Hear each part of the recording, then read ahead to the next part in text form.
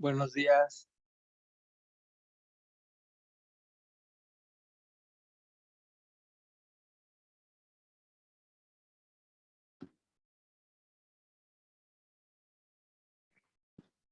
Buenos días, doctor. Iniciamos.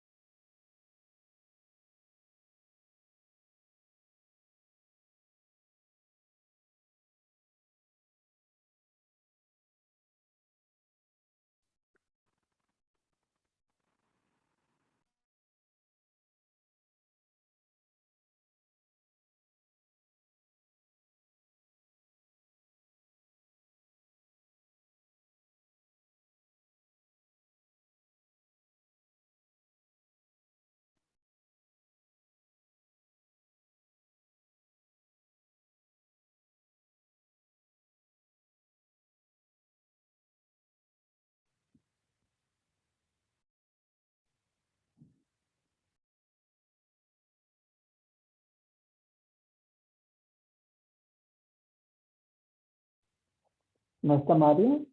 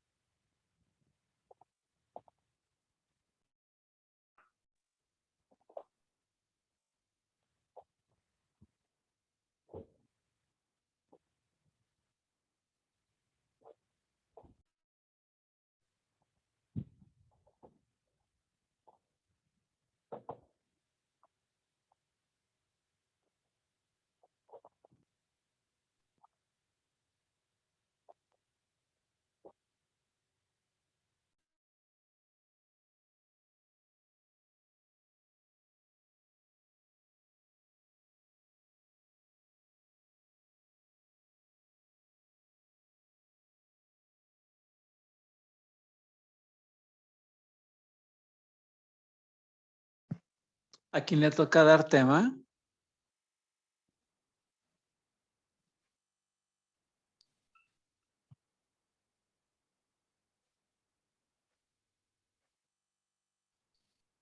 Le toca, doctor, al doctor Mario, pero hoy sale a Guatemala, entonces ¿puedo ayudar la clase o si vemos la de visceración, la que usted diga?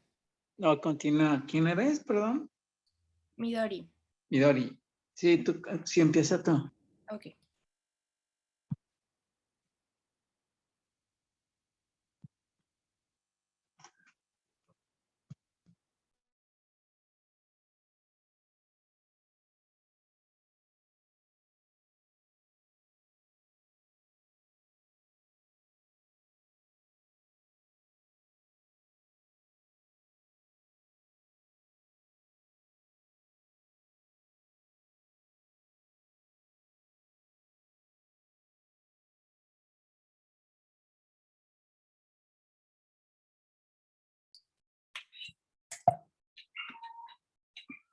Y ahí ya todos ven la presentación, ¿verdad?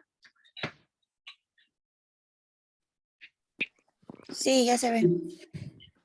Ok, bueno, buenos días a todos. Yo les voy a dar lo que es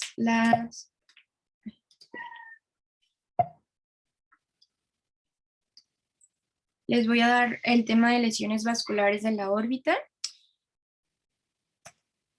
Pues primero que nada, estas son unas lesiones del sistema vascular que comprenden tanto tumores benignos como los malignos. Ya según el grado de frecuencia los vamos a dividir.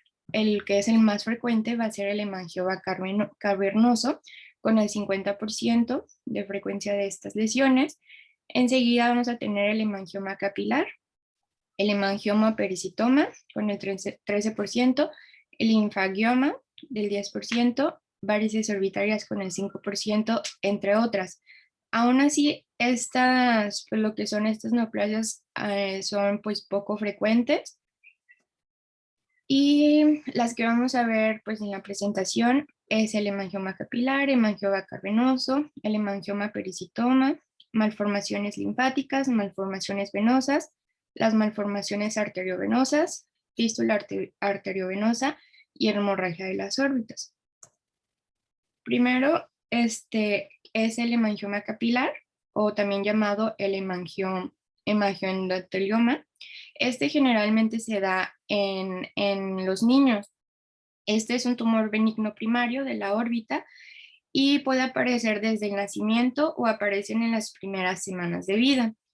Generalmente estas lesiones se resuelven de 4 a 5 meses, de 4 a 5 años de edad, y o pueden aparecer también en el primer año de vida. Uno de los factores de riesgo pues más, lo que son más frecuentes es por una biopsia de vellosidades coriónicas o estar manipulando pues lo que es cuando los bebés están pues aún en útero.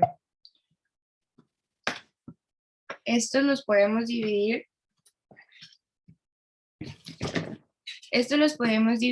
en superficiales, que va a ser enemo de fresa, o las lesiones profundas. Las lesiones superficiales pues son las más benignas y las que tienen mejor pronóstico, y esta se va a dar principalmente, esta lesión está confinada a lo que es en la dermis, puede ser solitario o múltiples, pues lo que son lesiones elevadas en la dermis. Esto también nos puede dar síntomas como ptosis, astigmatismo y ambliopía.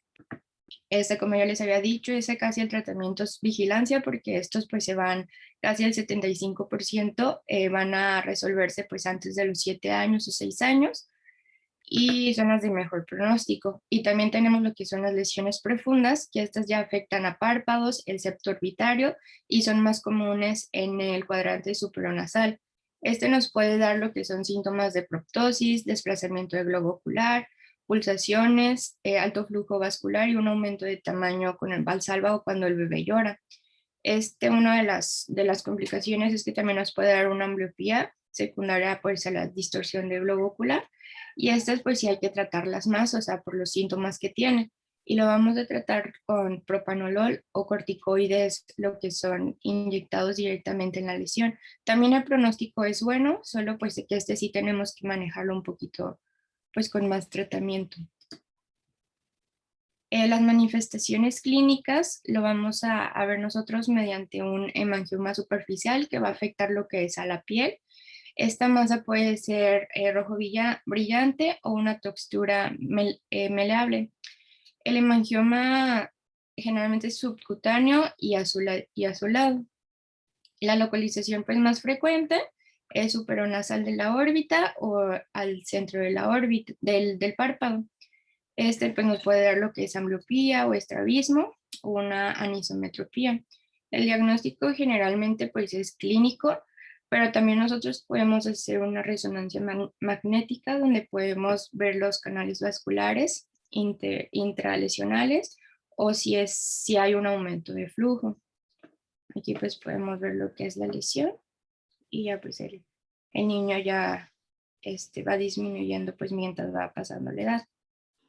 Ya hablando en histopatología, estas pues va a tener una proliferación de las células endoteliales capilares y pequeños capilares en pocos espacios. Aquí podemos ver los capilares.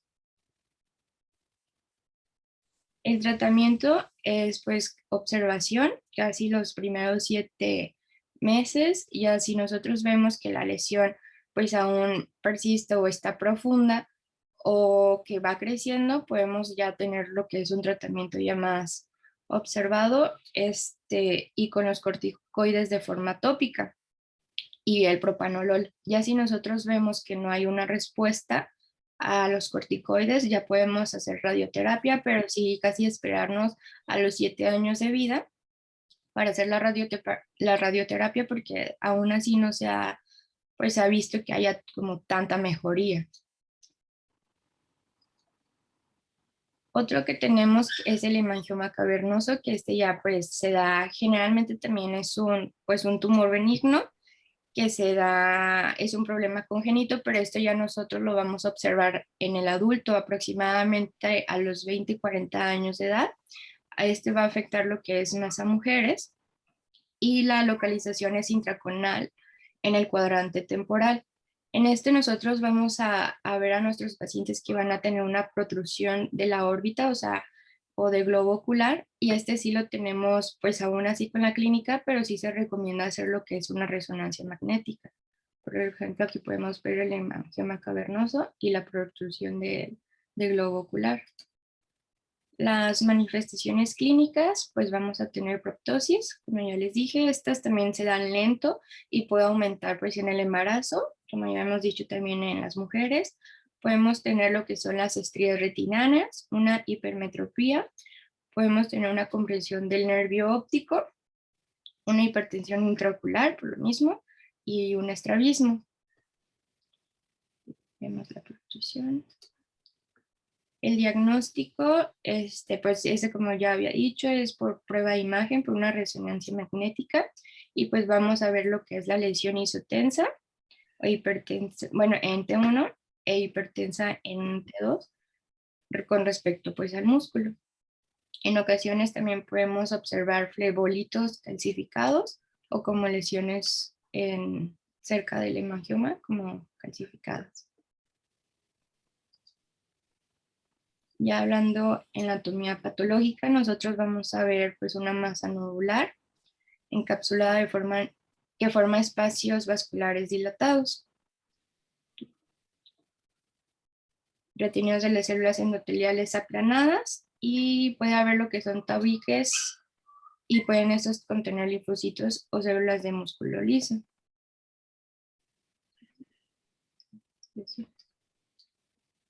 El tratamiento, pues sí, generalmente sí hay que hacer una resección quirúrgica cuando ya pues la lesión está comprometiendo la función ocular o que vemos que hay una hipertensión o la protrusión del globo ocular, pues ya es más evidente. Y esta pues tiene un buen pronóstico aún así. Y también el pronóstico visual es excelente, ya si nosotros vemos que no está pues tan afectado lo que es el nervio óptico.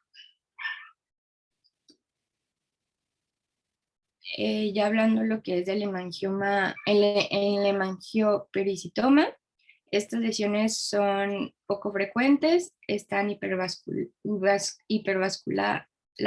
hipercelulares, y estas pueden estar encapsuladas que afectan pues a personas casi de mediana edad. También se parecen mucho a lo que es el hemangioma cavernoso, pero ya nosotros cuando hacemos pues el estudio intraoperatorio vamos a ver las lesiones pues como azuladas. Estos están constituidos por pericitos voluminosos que van a rodear la red capilar. Como ya les había dicho, pues es poco frecuente, casi siempre nosotros vamos a decir, bueno, pues tiene un hemangioma cavernoso, pero ya en la cirugía pues nos damos cuenta, pues se pueden dar cuenta los médicos que es un hemangiopericitoma. El tratamiento pues también es igual que el anterior, que es una resección quirúrgica completa, y estas sí pueden producir metástasis. Entonces también pues se recomienda hacer lo que es el estudio histopatológico transoperatorio, como ya hemos visto en las otras lesiones benignas y malignas. También vamos a tener lo que es el linfangioma, que son pues lesiones de las malformaciones linfáticas. Esto nosotros vamos a tener un hematoma vascular. Pues también es infrecuente, afecta ya sea a los niños o adolescentes y es pues muy común en la primera década de la vida. Esta lesión va pues ir cambiando según la postura, o también si nosotros hacemos maniobra de Valsalva se va pues a hacer más evidente la protrusión del globo ocular. Y también uno de los vectores de riesgo pues son las infecciones respiratorias superiores. También nosotros vamos a tener lo que es, la vamos a dividir en lesiones superficiales y las lesiones profundas, en la cual las lesiones superficiales se van pues se producen generalmente lo que es en la conjuntiva o en el párpado, y estas sí pueden ser pues un poquito más visibles que las profundas. Van a tener espacios quísticos con líquido transparente y en ocasiones nos pueden sangrar o se puede llenar de sangre más bien lo que es la parte de la conjuntiva y el párpado, o también solo de líquido. Y las lesiones profundas, pues ya esto nos va a dar lo que es una proptosis y una diplopia. La hemorragia espontánea puede dar un segundo lugar a un aumento del tamaño o del dolor de la órbita, y este sí nos puede dar, como está ya más profunda, este sí nos puede dar una disminución de la visión, porque puede apretar lo que es más en el nervio óptico, y también se pueden formar lo que son quistes de chocolate, o sea, por la misma sangre que se va quedando. El tratamiento en primera opción, como pues generalmente se dan más en niños y en adolescentes, va a ser la observación, y ya si nosotros vemos que hay una lesión profunda o que está comprometiendo la visión o hay mucha compresión del nervio óptico, ahí sí ya se hace una intervención quirúrgica para disminuir pues, lo que es el líquido, y pues si tiene o pacientes que se está formando pues lo que es sangre, un acúmulo de sangre, también se tiene que hacer una intervención quirúrgica. Otra de las malformaciones tenemos lo que son las varices orbitarias, que esta pues ya hablamos de una malformación venosa. Estas lesiones son de bajo flujo, secundarias a una disgenesia vascular. Esto nosotros vamos a encontrar en oftalmos en reposo. La proptosis se agrava cuando el paciente baja la cabeza o está en valsalva, porque pues va a ver lo que es se va a hacer pues más evidente la malformación venosa, como aquí la podemos observar. El tratamiento de estas también va a ser conservador. Es muy importante también nosotros que no queramos pues hacer una biopsia, ya que nos tiene pues alto riesgo de sangrar. Y ya cuando nosotros vamos a hacer lo que es un tratamiento quirúrgico, es cuando ya hay una neuropatía compresiva del nervio óptico, o también pues hay una pérdida de la visión.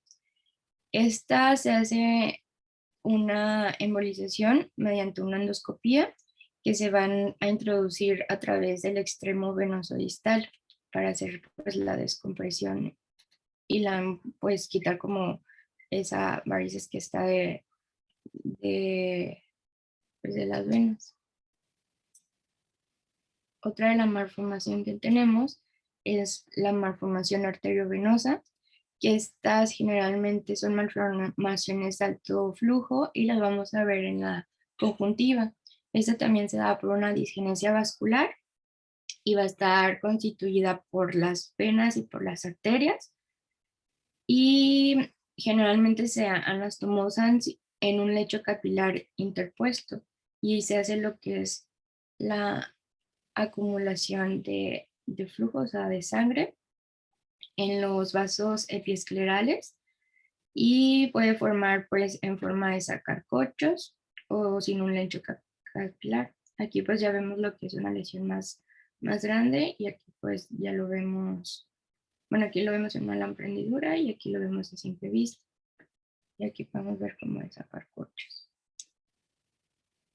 Estos también no se recomiendan lo que hacer pues alguna biopsia, porque pues también nos puede sangrar. Solamente si ya nosotros vemos que hay un compromiso, que ya está pues muy grande lo que es la malformación arteriovenosa, ya se hace una intervención quirúrgica, pero siempre pues ya en quirófano, para que por si empieza a sangrar pues ya hacer una intervención pues total. O sea, también no se recomienda hacer en un consultorio pues. Tenemos también otra malformación, que es la fístula arteriovenosa. Estas lesiones son secundarias a una comunicación directa normal entre una arteria y una vena. La sangre va a fluir directamente de la arteria a la vena sin atravesar un lecho capilar interpuesto, o sea, va a estar pues prácticamente, vamos a observar nosotros pues todo lo que es la hemorragia en toda la conjuntiva, y generalmente estas las vamos a encontrar en pacientes que tienen algún traumatismo o una degeneración en pacientes ya más adultos. Estas las vamos a dividir en una fístula carótida cavernosa, que esta se da típicamente en fracturas del cráneo, o una fístula dural cavernosa, que estas son cuando las pequeñas ramas de la arteria meningia se comunican con el drenaje venoso. En nosotros, en los pacientes que tenemos una fístula carótida cavernosa, va a ser pues lo que es una fístula de alto flujo y por la alta velocidad. Van a producir lo que son vasos epivulvares tortuosos, se asocia también a un soplo audible, proptosis pulsantil, una obstrucción venosa, va a haber un aumento del apío. También pues vamos a tener presencia de sangre en el conducto de Slem, y puede haber pues la compresión de los pares craneales, el 3, 4 y 6. Y pues como ya les había dicho, generalmente se da por traumas, que también puede estar el trauma comprometiendo lo que es la órbita. Vamos a tener, ya hablando sobre la fístula dural cavernosa, estas pues son de bajo flujo, aparición indiciosa, se da generalmente en pacientes ancianos, va a tener congestión orbitaria, proptosis y dolor leve. También los pacientes refieren que a veces se les pone el ojo muy rojo y después pues empiezan con el sangrado total de la conjuntiva. Va a haber un aumento del apío. Vamos a tener una hipertrofia difusa de todos los músculos extraoculares por la congestión venosa, y generalmente suelen cerrar en forma espontánea. O sea, estos no necesitamos tratamiento. También las podemos dividir mediante derivaciones primarias, que van a ser las malformaciones congénitas, y lo vamos a encontrar en el síndrome de Whitburn-Manson y Osler-Weber-Trendu. Y las derivaciones secundarias ya vas a dar pues formaciones fuera de la órbita, o en general pues en el seno cavernoso. Vamos a encontrar el flujo sanguíneo retrógrado que se dirige hacia adelante de las venas orbitarias, y esta nos va a dar lo que es una trombosis, una hipertensión venosa, o también se puede dar por los traumatismos, ya que pues son pues, etiologías secundarias. El diagnóstico, pues también, esas sí, generalmente como son por un trauma, tenemos que hacer un diagnóstico por resonancia magnética, y nosotros pues vamos a ver la vena oftálmica superior dilatada con un aumento de tamaño de la fístula de la órbita superior. Vamos a ver. Aquí hay una protrusión. El tratamiento, pues el 40% cuando son de bajo flujo se dan pues espontáneamente, y las de alto flujo pues sí las tenemos que meter a quirófano para hacer la descompresión y una embolización con el balón, y pues canalizarlas transcutáneamente en la vena oftálmica superior. También vamos a tener lo que son las hemorragias orbitarias, que estas también se dan por trauma, pero pues son o también se pueden dar sangrados espontáneos por una malformación vascular, pero generalmente se dan por traumas, por personas que le dan, o sea, que tienen un golpe directo pues con el puño. Esta se da generalmente en el párpado superior, aunque también lo podamos ver en el inferior como un hematoma. Y estas pues prácticamente no tenemos que hacerles pues nada de intervención, generalmente va absorbiendo solita, y pues es vigilancia y decirle a los pacientes que pues tengan calma para que desaparezca lo que es pues la hemorragia orbitaria. También puede comprender lo que es la conjuntiva, y pues prácticamente es todo de las malformaciones vasculares.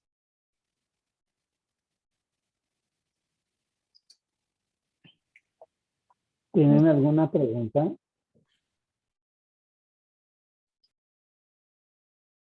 No, doctor.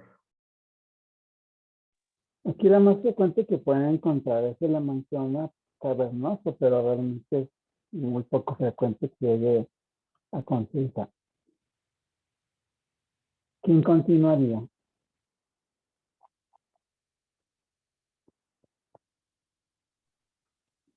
Me toca a mí, doctor.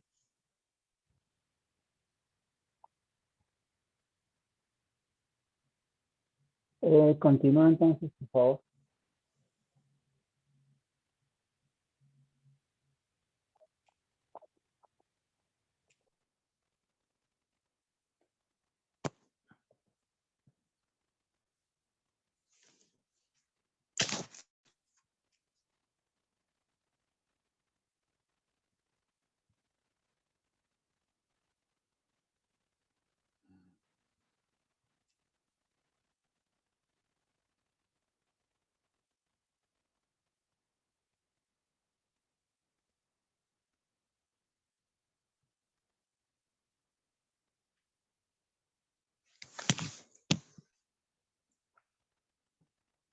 ¿Se escucha?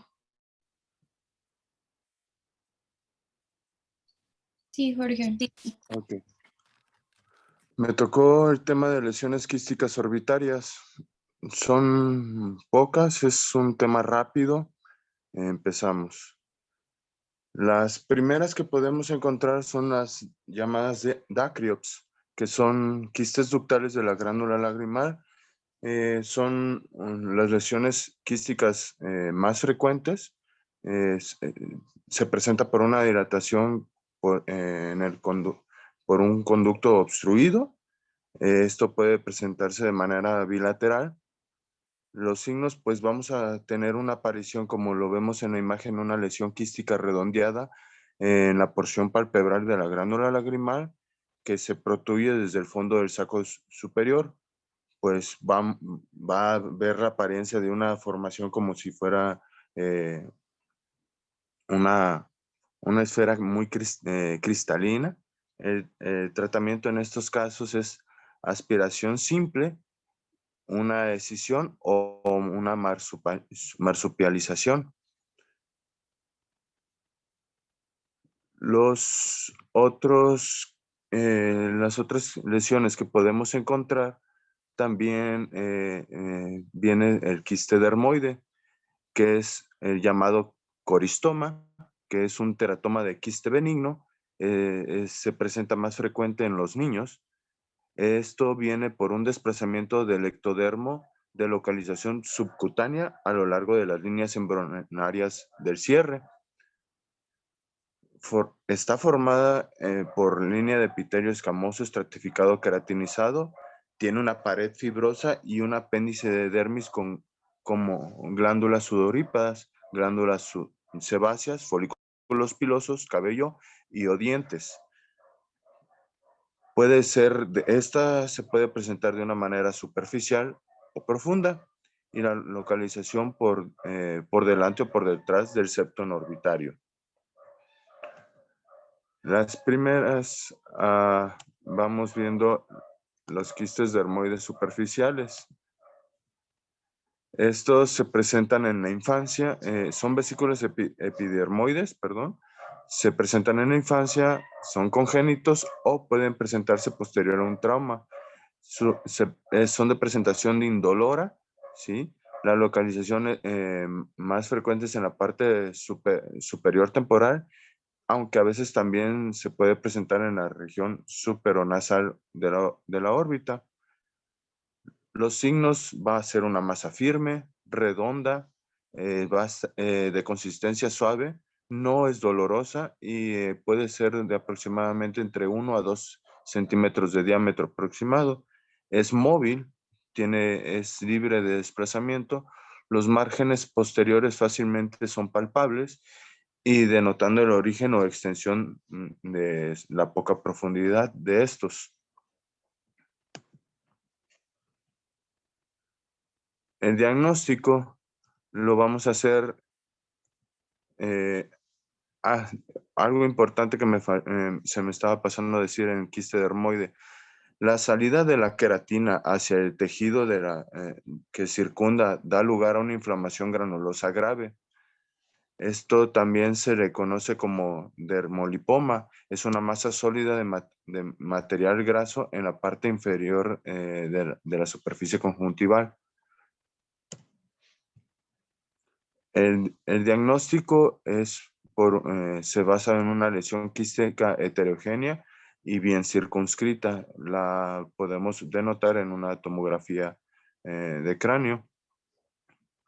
El tratamiento en estos casos debe ser utilizado con corticoides tópicos y orales, y también pues, en casos que se puede hacer lo que es una extirpación total sin romper la lesión.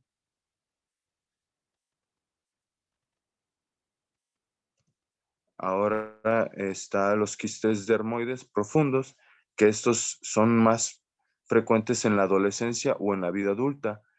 Se viene presentando con una proptosis, una distopia o una lesión de tipo más en los bordes posteriores que es mal definida. Esta también viene asociada a defectos óseos, extendiéndose más allá de la órbita hacia lo que es la fosa infratemporal y la intracraneal, perdón. El diagnóstico es por una tomografía y vamos a ver lo que es una lesión heterogénea bien circunscrita. Va a tener los bordes afilados, la masa va a estar fija y creciendo lentamente en la parte del periósteo. El tratamiento cuando es un quiste dermoide profundo, pues tiene que ser la extirpación total. Los quistes dermoides profundos crecen y pueden verter su contenido a los tejidos adyacentes, dando lugar a una inflamación granulomatosa que a menudo esto puede provocar una fibrosis y puede reaparecer y causar inflamación persistente de baja intensidad. Ahora vemos el mucosele, que es otra de las lesiones quísticas que podría presentarse. Se produce esto por una obstrucción en el drenado de las secreciones del seno paranasal, ya sea por una infección, una alergia, un traumatismo, un tumor o un estrechamiento congénito. La acumulación quística de secreciones mucoides y residuos epiteliales de aumento lento y gradual erosiona la pared ósea. Los síntomas por invasión de tejidos es la compresión. La invasión orbitaria en el mucosele puede estar más frecuente en frontales o etmoidales, y en raros casos se presenta en los senos maxilares. El mucosele de seno etmoidal o frontal presenta típicamente una proptosis no axial progresiva, y el mucosele de seno esfenoidal se acompaña de una neuropatía óptica.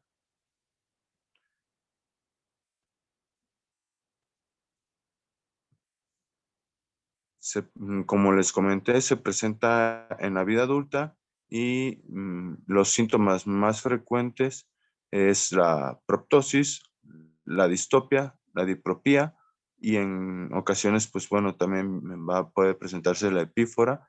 El dolor puede estar presente o no, no es muy frecuente. En casos de mucopiocele, que esto ya es por una infección, sí va a haber dolor. Los signos puede manifestarse el dolor en la región frontal, como le comentaba, la proptosis y la distopía, y la tumefacción periorbitaria o del párpado superior. El diagnóstico siempre vamos a basarnos esto por imagen, y es por la tomografía como en las anteriores enfermedades, en las anteriores lesiones, y esto va a ser por una presentación de una masa de tejido blando, que las paredes van a estar adelgazadas, las paredes que están hacia el hueso, hacia la región ósea del seno cavernoso. El tratamiento es la eliminación completa del mucocele, restablecer el drenado en la región sinusal normal y la obliteración de la cavidad sinusal.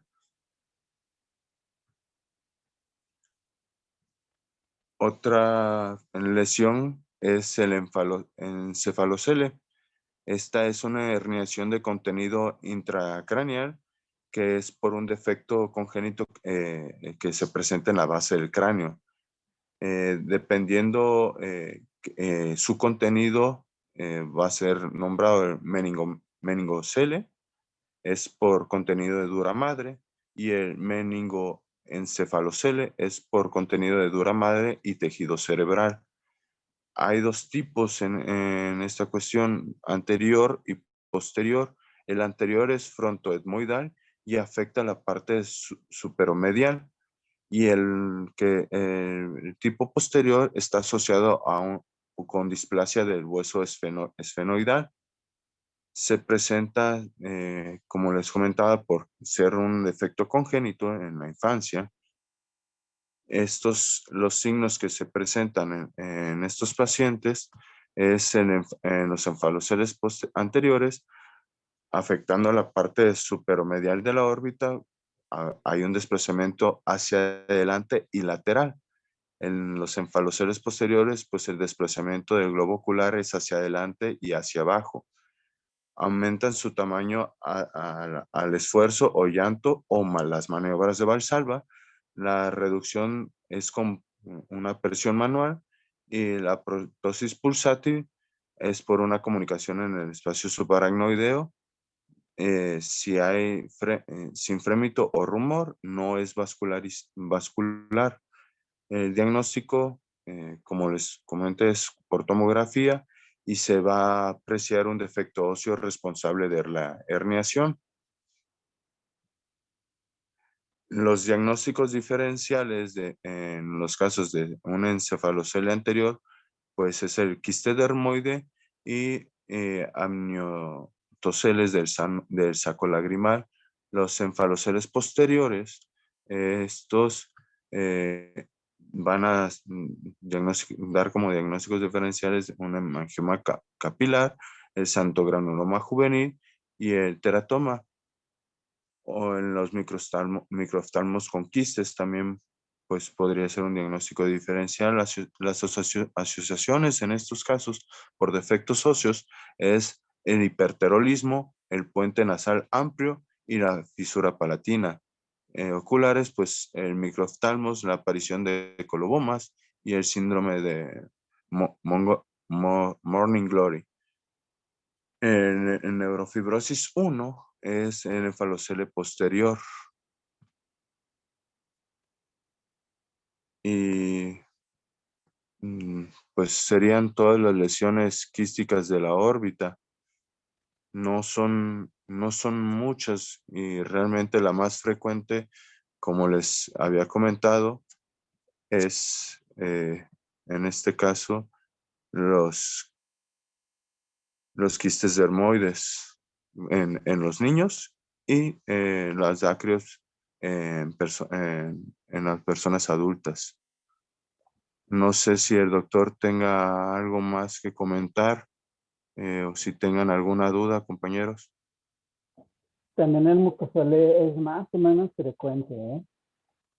El más es el quiste dermoide, que Sí. en niños.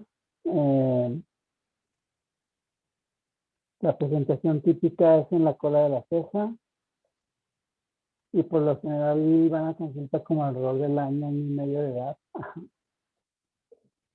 Y después de ahí, yo diría que sigue el mucocele, y en tercer lugar el dermoide orbitario. Entonces, bueno, ¿tienen alguna pregunta o seguimos con el otro tema?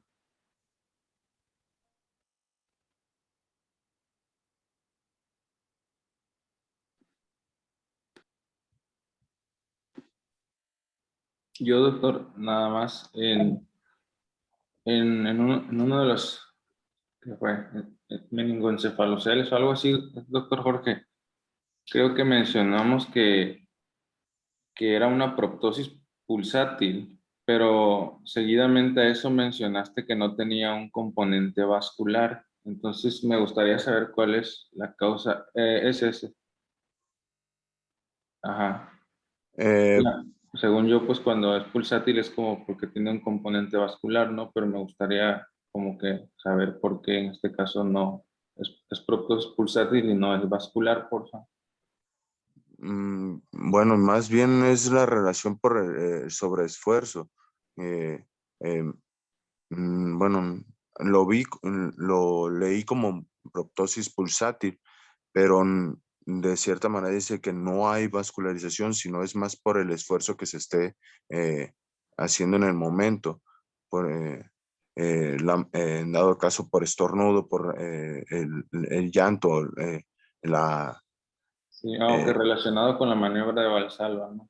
ajá, no tanto porque sea, lo detallaba como proptosis pulsátil, pero no en sí es porque tenga algún vaso que tenga esa presentación, sino por el efecto del el esfuerzo, la presión ejercida, como lo es en cualquier maniobra de Valsalva. Sí, sí, ok, gracias, gracias. No sé si esté en lo correcto, porque bueno, o No, sí que está tenga algún bien. comentario el doctor. No, está bien, así como dijiste. Entonces, si no tienen preguntas, continuamos con el otro tema.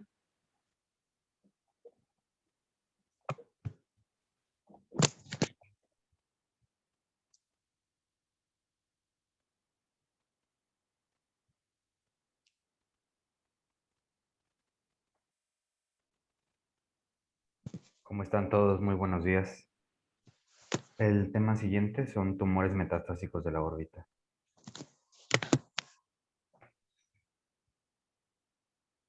¿Se ve la presentación en modo de presentación?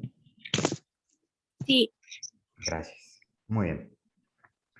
Entonces, vamos a comenzar. Los tumores en la órbita, normalmente metastásicos, que es la mayor frecuencia, primarios es una situación extremadamente rara, pero en ese caso serían especialmente linfomas. En los niños, las metástasis a órbita es mucho más frecuente que en adultos, y en adultos, la metástasis más común en lo que se refiere al ojo sería en coroides. El primer tumor del que vamos a hablar es el neuroblastoma. Se caracteriza por una proptosis repentina y equimótica. Eh, Hay que tener mucho cuidado porque al ser un tumor de los niños, es muy fácil confundirlo con una situación traumática, tanto por los padres del paciente como por el facultativo que lo valore. Es un tumor muy difícil, pero el hecho de identificar las metástasis es extremadamente sencillo una vez que tenemos la sospecha diagnóstica. El, el tratamiento son radioterapias. Cuando hablamos de una pérdida súbita de la visión, hay que recordar que el neuroblastoma es un tumor abdominal. 90% de la supervivencia es con un diagnóstico en menores de 1 año de edad. Desgraciadamente, si el diagnóstico se realiza posterior al año de edad, pues la supervivencia es muchísimo menor, un 10%. Y por favor, no olvidemos considerar el síndrome de Horner, que del cual pues ya no sobra repetir su clínica. Al ser un tema es relativamente corto, la bibliografía no tiene mucho contenido, entonces les he puesto varios casos para que sea un poquito más larga la presentación y también podamos ver ejemplificadas las situaciones. Para empezar tenemos este caso. Es un paciente de 5 años con una proptosis indolora en el ojo derecho, distopia del globo inferomedial. disminución de la supraducción durante 2 meses por una masa periorbitaria superolateral. Por favor, este es el primer dato que quiero que vean. Además de la proptosis, la masa periorbitaria. Ese es un dato clave en este tipo de diagnóstico. Al realizársele un TAC, se puede identificar una masa lítica mal definida en el cigomático derecho con extensión intra y extraorbitaria. De nuevo, la identificación de masas tumorales, pues es algo muy clásico. Siempre vamos a ver masas de una consistencia diferente al tejido en el que se encuentran, muy mal definidas, o incluso si estamos hablando, por ejemplo, de un tumor óseo, pues vamos a ver las lesiones en sacabocado. Una biopsia incisional nos deja ver láminas de tumor con células azules, infiltrantes de la médula ósea, áreas de hemorragia, formaciones quísticas compatibles con el neuroblastoma metastásico. El diagnóstico pues, es de enfermedad metastásica difusa con localización primaria paraespinal. Aquí tenemos las fotos tanto de la clínica del paciente, la TAC y la histología. Podemos ver en la imagen B cómo la lesión está invadiendo tanto la órbita como el tejido adyacente. Vemos cómo la metástasis ya ha realizado una alteración a la estructura del tejido. La proptosis, muy clásica, en el paciente también es algo notable. El siguiente caso es el de la leucemia, que se caracteriza por proptosis uniobilateral, especialmente en leucemia linfoide aguda. Es raro que se presente como un sarcoma granulocítico, pero es bueno tenerlo en consideración, aunque nosotros no seamos quienes realicemos el diagnóstico.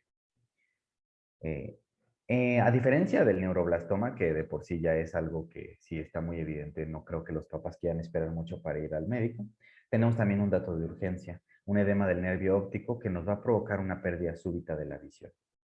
El tratamiento se basa en la radioterapia orbitaria y el mejor desenlace lo vamos a tener siempre y cuando no encontremos los hallazgos periféricos, que como recordarán, pues son característicos de la leucemia. El caso en esta situación es una paciente asiática de 8 meses de edad que es llevada a consulta presentando una tumefacción periorbitaria izquierda con una semana de evolución sobre el fondo de apertura palpebral izquierda. No tiene antecedentes de enfermedad crónica ni sistémica. Puede encontrarse una tumefacción cantal medial sensible, fluctuante con un hematoma periorbitario asociado, sin otros hallazgos oftálmicos, y el examen neurológico fue normal. Esto es importante, este dato es muy importante, porque a pesar de la edad del paciente, como podremos todos recordar, hay que realizarle varios estudios al paciente para poder descartar otros diagnósticos diferenciales. Especialmente la presencia del reflejo de Bruckner para descartar un retinoblastoma. A la resonancia magnética, a la resonancia magnética podemos ver tejido blando anormal con características de tumor agresivo en la órbita izquierda y con invasión del globo ocular. El siguiente paso diagnóstico, un frotis periférico, nos deja ver células blásticas confirmadas por aspirado de médula ósea, lo cual pues es una marca de mal pronóstico. Se hace el diagnóstico de una leucemia linfoblástica aguda infantil. Se trata con quimioterapia con el protocolo Interferan 06 y la inflamación periorbitaria se pudo resolver hacia 8 días después de iniciado un ciclo de prednisolona. El paciente para el momento de la realización de este artículo continuaba en quimioterapia y se encontraba en remisión. Aquí podemos ver el caso de la paciente. Vemos cómo disminuyó notablemente la inflamación periorbitaria. Ahora, aquí en la resonancia podemos ver señalado con flechas la invasión de la metástasis al tejido. Como podemos ver en este caso, a diferencia del anterior, no vemos una invasión tan evidente del globo ocular. sino más bien del tejido periorbitario, que es lo que nos da la clínica característica. Ahora, vamos a cambiar al mundo de los adultos. Lo más común es que sea mama y pulmón, son los tipos de tumores metastásicos más frecuentes, que coincide totalmente con la estadística de la frecuencia del cáncer, ¿no? Especialmente las metástasis a pulmón. Se caracteriza por la misma proptosis que vimos en los niños, pero se anexa dolor, inflamación, destrucción ósea y oftalmoplegia precoz. El 75% de los pacientes que acuden a consulta con esta clínica tienen un tumor primario conocido, pero el 25% las metástasis son el signo de presentación. Y esto último es un dato que quiero que tengamos en consideración en las siguientes diapositivas. Se ven muy afectados los músculos extraoculares por su rica vascularización. Luego, después de los músculos, la médula del esfenoides y la destrucción lítica de la pared lateral de la órbita es la más sugestiva de la presencia de metástasis. Ahora, en cuanto a marcadores tumorales, pues la elevación del antígeno sérico-carcinoma embrionario es muy sugestivo, pero no es diagnóstico. Esto, bueno, no es un dato que sea nuevo para nadie. Los marcadores tumorales no siempre son una marca de un diagnóstico certero. Y, por supuesto, el método de elección para el diagnóstico es una biopsia por aspiración de aguja fina en consultorio. Los elementos para la aspiración no es algo, como verán, muy complicado. Y tenemos un ejemplo en este video, pero este es supraorbitario.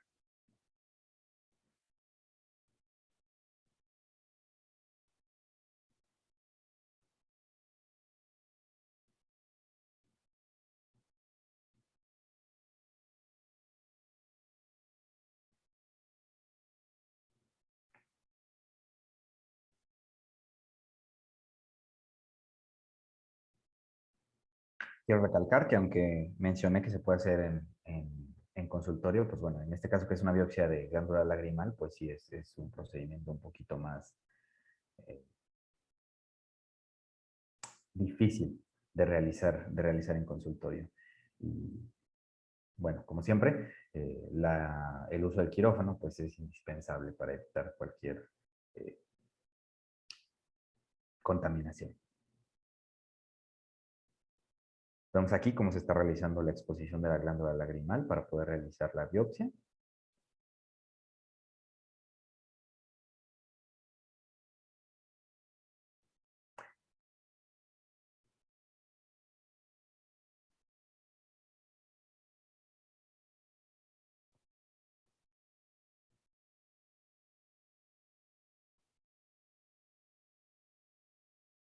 Perdón, no mencioné. Esta es una biopsia excisional. Entonces, por aspiración de aguja fina realmente no tiene gran...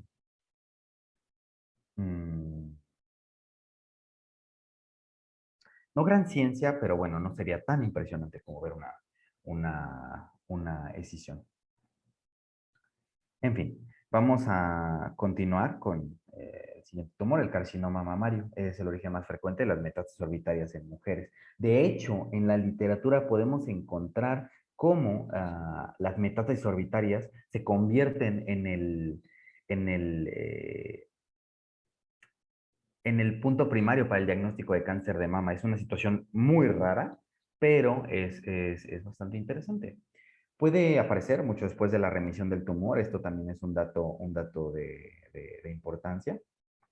No presenta una clínica demasiado específica ni demasiado aparatosa.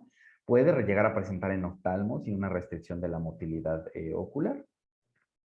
Estas metástasis pueden tener receptores hormonales y esto mejora mucho el pronóstico porque podemos orientar el tratamiento mediante el uso de terapia hormonal. Entonces, nuestro caso en este es un tumor metastásico de un carcinoma ductal infiltrante con diferenciación neuroendocrina que se presenta precisamente de primera instancia, perdón, por la redundancia, con síntomas oculares. Es una femenina de 50 años de edad con sensación de cuerpo extraño, exoftalmos en el ojo derecho. Se palpa una masa blanda, elástica, ¿no? De nuevo una consistencia rara, mal definida en la órbita lateral hasta la región temporal. El examen sistémico nos revela cáncer de mama y tumor orbitario metastásico. Una biopsia escisional de mama nos da el diagnóstico específico de un carcinoma ductal invasivo con diferenciación neuroendocrina negativo para citoqueratina 7, lo cual, según los autores de este artículo, es algo raro, no así relevante. La quimioterapia fue notablemente eficaz y redujo el tamaño tanto del tumor como de las metástasis y resultó esto en una mejoría de la función visual. Actualmente, según los autores de este artículo, la paciente se encuentra con buena calidad de vida. Aquí podemos ver la evolución desde la primera visita hasta el final de la radioterapia. Vemos que es bastante notable la presencia de la metástasis, pero por favor quiero que tengan en consideración que esta no va a ser una manifestación común. No vamos a ver muchas veces una masa tan evidente en la paciente. Es más, ni siquiera creo que sea probable que lleguemos a ver en algún momento la orbitopatía por metástasis como una manifestación que llegue a nuestro consultorio de primera instancia. Podemos ver las lesiones líticas presentes en el tejido óseo, como van incluso también mejorando la invasión orbitaria hasta que la paciente tiene una apariencia relativamente normal. Podemos ver todavía cómo se ve la proptosis ocular. Ahora, el carcinoma broncogénico es el origen más frecuente de metástasis orbitarias en hombres. Suele tener una lesión primaria pequeña. Se manifiesta con una ptosis y proptosis. Y la TAC general se realiza cuando tenemos la sospecha clínica. El caso en esta situación es se titula Simultaneous Circular and Orbital Involvement, el involucramiento simultáneo tanto orbitario como ocular de metástasis de un carcinoma broncogénico. Para este caso, un varón de 64 años con proptosis y ptosis. El examen clínico se realiza una angiografía con fluoresceína, ecografía B y una TAC para confirmar la presencia del tumor intraocular y la masa orbitaria concomitante. La TAC de tórax nos muestra una muestra de biopsia pulmonar nos revelan la presencia del carcinoma broncogénico. El paciente se encontraba totalmente asintomático al momento del estudio y tenía metástasis generalizadas. Aquí quiero hacer un comentario. Podemos recordar que las metástasis en este tipo de tumores pues ya son una marca de mal pronóstico. La metástasis ocular del carcinoma broncogénico ocurre simultáneamente con la metástasis de órbita. Eso es todo por ese caso. Ese caso no tuvo un buen desenlace, pero bueno, sirve para motivos académicos. El carcinoma de próstata, recordemos, el tipo de tumor más común en varones en general, se caracteriza en este caso por una inflamación orbitaria inespecífica y la TAC nos va a presentar, al igual que la presencia de una masa que está movilizando el globo ocular, podemos encontrar lesiones líticas óseas. Espero que se vea el cursor como estas que están aquí. Vemos como casi el tejido óseo orbitario está prácticamente desaparecido. El caso para este tipo de metástasis es un adenocarcinoma metastásico prostático en la órbita diagnosticado por antígeno prostático específico. En este caso, una situación muy clásica de este tipo de tumores, un masculino de 72 años que tiene una masa que ha crecido progresivamente en la órbita izquierda. Tiene una agudeza visual corregible de 20/20, no hay mucho que aportar en cuanto al deterioro visual. De hecho, quiero hacer un paréntesis aquí. La manifestación principal, como habrán notado, pues realmente es estética. Es estética y funcional en cuanto a la motilidad del ojo, más que las manifestaciones visuales. Es decir, el paciente puede tener una alteración de la agudeza visual o no, y va a ser totalmente independiente a la presencia de las metástasis. De nuevo, la motilidad ocular en el ojo izquierdo está levemente restringida para mirar hacia abajo, a la mirada patética. El resto de la exploración es totalmente normal. Se demostró una infiltración de tejidos blandos de la órbita inferomedial izquierda, y la biopsia incisional nos da el diagnóstico definitivo de un adenocarcinoma poco diferenciado. Se realiza una exenteración orbitaria y las muestras de patología, aquí redondeé, nos evidencian un adenocarcinoma poco diferenciado con émbolos tumorales en los vasos. El paciente recibe radioterapia complementaria durante 5 semanas. Aquí podemos ver la presencia de la orbitopatía. Podemos ver que incluso teniendo una masa un poco menos evidente que algunos de nuestros casos anteriores, la TAC pues sí nos permite ver la resonancia nos permite ver una masa mucho más grande que lo que nos deja ver la clínica. Así que por favor, la clínica que no sea una directriz tan fiable como lo es los estudios complementarios. Que digo, yo sé que seguramente no seremos nosotros los que envíen estos estudios. Siempre lo mejor sería o referir directamente al oncólogo o hacer un equipo multidisciplinario. El tratamiento en general de las metástasis orbitarias suele ser paliativo con radioterapia local. Algunos tumores carcinoides y carcinomas de células renales son candidatos a la resección amplia de la lesión orbitaria. Y como les acabo de mencionar, pues la interconsulta a oncología es más que necesaria. Ahora, para concluir, quiero hacer énfasis en este artículo que se llama Metástasis orbitales, cuándo suponer y cuándo biopsiar. En cuanto al texto introductorio, hace un énfasis en hallazgo de resonancia magnética por dolor de cabeza,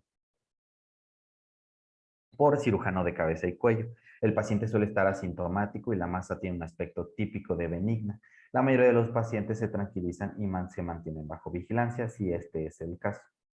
La biopsia se va a realizar en pacientes sintomáticos o por petición del paciente. Como podremos saber, pues bueno, el paciente no se va a quedar muy conforme si de todas maneras palpa cualquier tipo de masa cerca de su órbita. Cualquier cambio en la masa o síntomas durante la vigilancia son un indicativo inequívoco de biopsia. ¿Qué antecedentes debemos tener en consideración? La historial del cáncer viene evaluado, muy bien evaluado, por favor. Esto es parte de nuestro trabajo.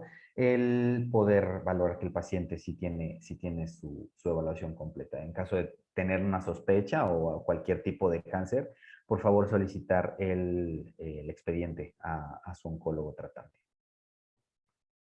Tener otro historial de metástasis, la vigilancia estrecha de lesiones benignas, por favor, a pesar de que no sean naturalmente algo que nos indique la metástasis, es necesario tenerlas en consideración. Vuelvo a lo mismo, yo sé que todo esto es trabajo esencialmente del oncólogo, del médico de cabecera del paciente, pero bueno, creo que no, ese hecho no nos exime de tener algo de involucro en la integridad del paciente. Hay que tener siempre en cuenta la adecuada estadificación, tomando en cuenta la presencia o no de metástasis orbitales. Cualquier lesión benigna se presenta de manera asintomática y cualquier masa puede desplazar el globo. Así que esto hay que tenerlo en consideración para los diagnósticos diferenciales. Asimismo, la presencia de masas nuevas. Las metástasis en cuanto a cuestiones de imagen son más comunes en órbita anterior que en posterior. Las masas intraconales también pueden estar bien encapsuladas, son discretas y focales. Pueden llegar a ser metástasis. Las masas que involucran a los músculos extraoculares y hueso tienen más probabilidades de ser metástasis, como vimos unas diapositivas atrás, pues los músculos extraoculares, por su rica vascularización, son un blanco para las metástasis. Ningún área orbitaria es inmune a las metástasis, aunque como ya mencioné, pues el área más común es anterior. Y toda metástasis orbitaria debe mostrar algún realce al contraste en la resonancia magnética. ¿Cuándo debemos biopsiar? Paciente con enfermedad diseminada y con una masa nueva es indicativo inequívoco de biopsia. Como mencioné, el 66% de los casos se pueden encontrar en órbita anterior, lo cual pues es positivo para el diagnóstico porque es de mucho más fácil acceso que si se encontrara en el otro 44%. La PAP puede ser el método más prudente en lugar de una biopsia abierta, no solo por el riesgo de diseminación, sino también por la cuestión invasiva hacia el paciente. Hay que tener mucho cuidado en este tipo de procedimientos, incluso cuando hablemos de evisceración y exenteración, uno de los principales, enucleación también, uno de los principales notas que hacen los autores es tener mucho cuidado con el punzar el globo, porque, por ejemplo, en el caso de un tumor primario, pues podemos diseminarlo. ¿Qué pasa si el paciente no tiene antecedentes de cáncer? Cualquier paciente adulto con una masa orbitaria nueva es un paciente que podemos considerar como metastásico hasta demostrar lo contrario. De un 19 a un 32% de las masas palpables en órbita pueden ser metástasis, aunque los antecedentes no existan. Los procesos orbitarios nuevos que no sugieren inflamación, no se basan en glándula lagrimal del paciente, probablemente sean metástasis o un linfoma. Es necesario realizar una PET antes de realizar una biopsia, especialmente si estamos hablando del 44% de pacientes que tienen la presencia de metástasis en área posterior. ¿Alguna pregunta hasta aquí?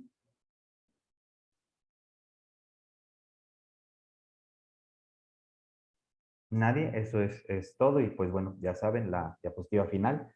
El asesinato del archiduque Francisco Fernando de Habsburgo, heredero del Imperio Austrohúngaro, sobrino de Francisco José del emperador.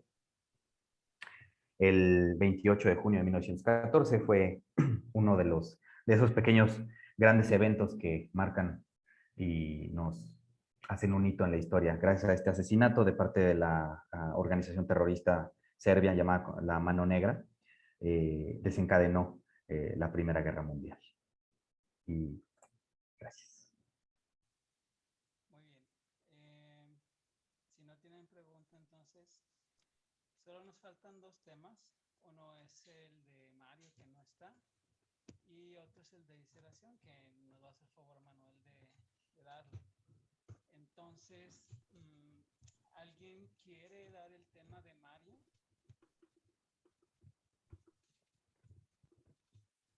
Y pues si no quieren, lo damos por visto, como ven.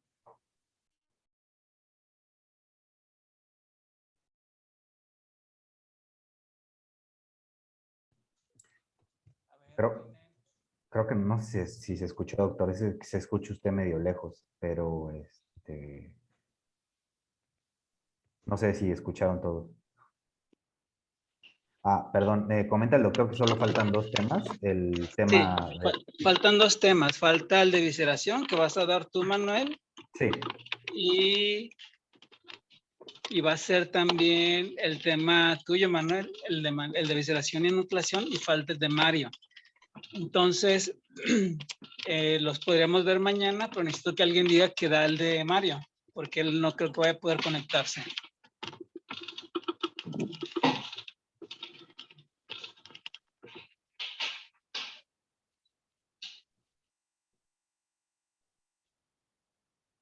Chicos. Yo lo puedo dar, doctor. Y Dori, está bien, entonces mañana tiene la presentación.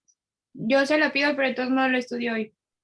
Perfecto, entonces mañana nos vemos. Oye, doctor, ya le Mande. mandé ya la presentación. Espero Sí, sus comentarios. está bien. Sí, ya, así la damos. Sí. Así está bien, claro. Perfecto, excelente. Entonces nos vemos mañana, muchachos. Claro que sí. Buen día. Pasen buen día a todos. Gracias, doctor.